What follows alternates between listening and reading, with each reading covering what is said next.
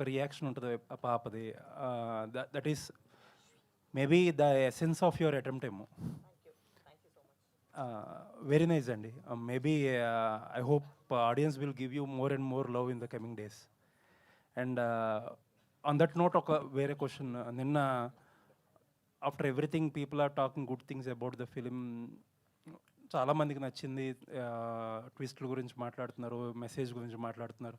As a first time director మీరు ఇన్ని తక్కువ డేస్లో ఎలా చేశారు, ఎంతమంది సీనియర్ యాక్టర్స్ని ఎలా హ్యాండిల్ చేశారు, people are talking so much. But writer of the film వేసిన ఒక tweet, and more than the tweet, సరే డిఫరెన్సెస్ విల్ కమ్, బట్ ఏంటంటే ఆయన నా స్టోరీని రేప్ చేశారనే భావం వచ్చేలా ఒక పదం వాడారు. సో వాట్ ఈస్ హ్యాపెనింగ్, అసలు ఏం జరిగింది, ఇంత స్ట్రాంగ్ రియాక్షన్స్ రావాల్సిన అవసరం ఏముంది? సో అందరూ రెడీగా ఉన్నారా? అంటే ఈ క్వశ్చన్ అందరి మైండ్లో ఉంటుందో తెలుసు నాకు. సో నేను లాంగ్గా డీటెయిల్గా చెప్తాను. ఫస్ట్ అయితే నాకు సాయి గారి మీద చాలా మర్యాద ఉంది, because is a very senior writer and I have a lot of respect. But the world, మన ప్రపంచం ఎలా అంటే కొన్ని స్టోరీస్ వచ్చి అలానే ప్రజెంట్ చేస్తే ఆడియన్స్కి వచ్చేసి నచ్చదు. That is the truth of the matter. So నేను ఎవరిని వాళ్ళ కథని రాబ్ చేయలేదు, నేను తీసుకోలేదు.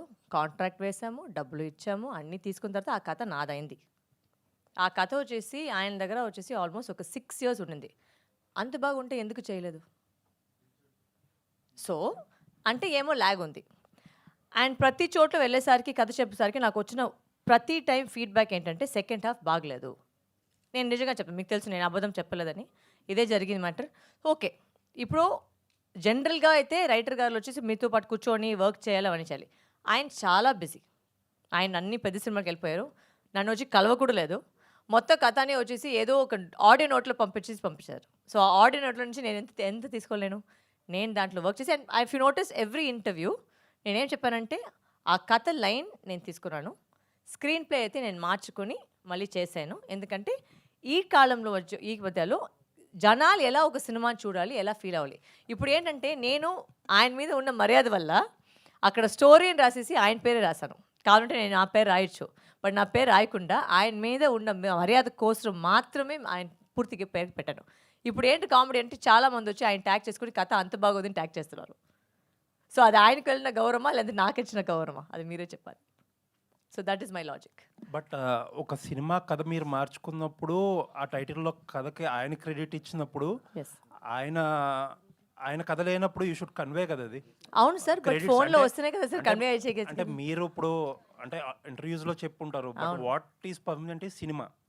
సినిమాలో క్రెడిట్ ఎప్పుడు ఆయన పేరు మీద కథ ఉంటుంది. ప్లస్ ఆయన కథ లేదు అన్నప్పుడు it tells a different story కదా. yes it's not his story, but the question is the story is mine, no sir. అప్పుడు మీరు క్రెడిట్స్లో చెప్పుండాల్సింది కదా. నేను చెప్పాను సార్, నా పేరు కాకుండా ఆయన పేరు మాత్రమే రాశాను. ఎందుకంటే అది కూడా ఫస్ట్ ఒక ప్రాబ్లం వచ్చింది.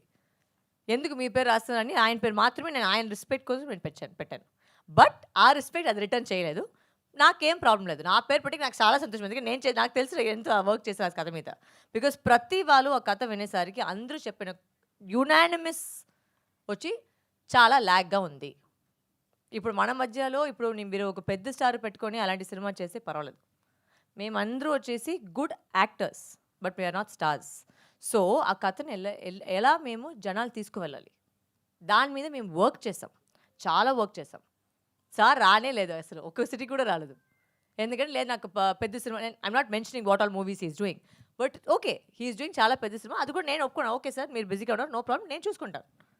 సో అప్పుడు ఉన్నప్పుడు you should not be passing a comment like that. And to use the word rape on such a sensitive issue, that should not have come from a man like him.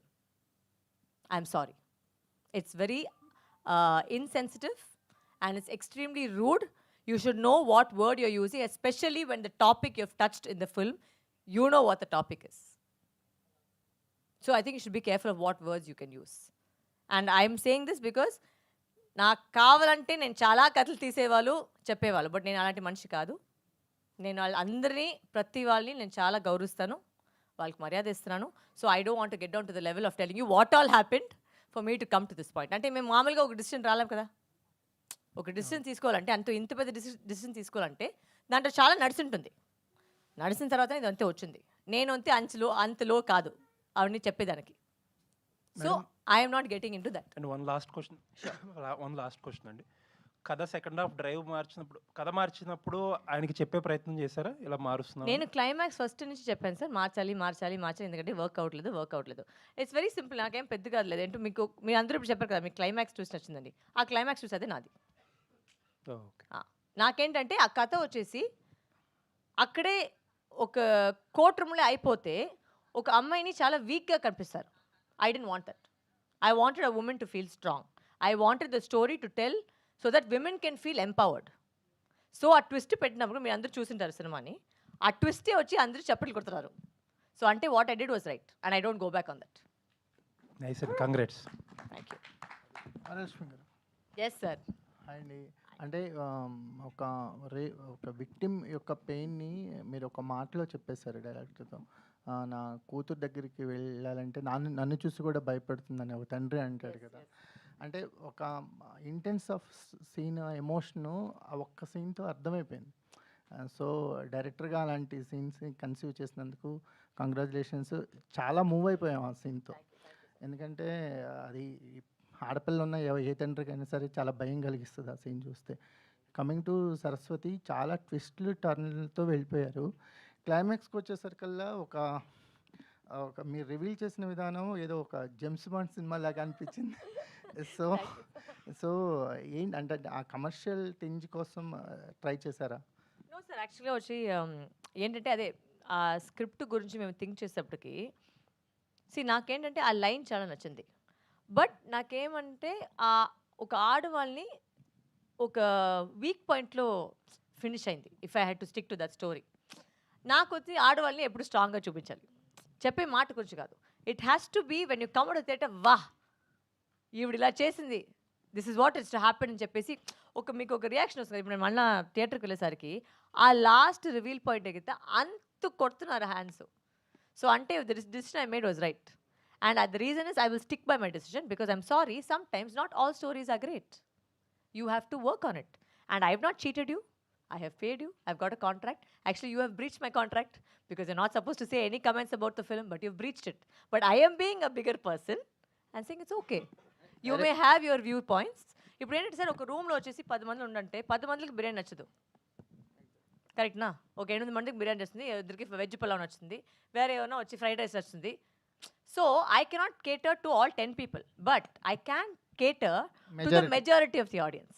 That is what I did. A majority of the audience ఇప్పుడు ఇలాంటి cinema పోయి చూసి వాళ్ళు చప్పట్లు కొట్టి ఇంత response వస్తుందంటే it's because of the twist and turns in the film. Exactly అండి. అంటే సరస్వతి ఒక మైండ్ గేమ్ ఆడింది అనేది ఎక్కువ పే ఆఫ్ అయింది. సో ఎందుకంటే ఆవిడ ఏదో విక్టిమ్లా ట్రీట్ చేయకుండా మీరు ఫైటర్ని చేశారు కదా.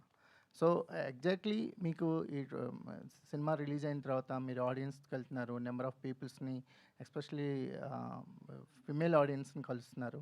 What was the best experience అండి? నిన్న వచ్చి ఎప్పుడో వచ్చి నేను మీ షో నేను లేదు, సో నేను చూడలేదు మీ రియాక్షన్ ఎలా ఉండిందని. బట్ నేను రాసిన ప్రతి డైలాగ్కి ఫన్ డైలాగులన్నీ నేను రాసిన డైలాగ్ మాత్రమే మొత్తం కొట్టింది అది ఆ reactions. That I was very very proud of because I actually thought నేను పెట్టే ప్రతి డైలాగ్ వచ్చేసి it should always be progressive.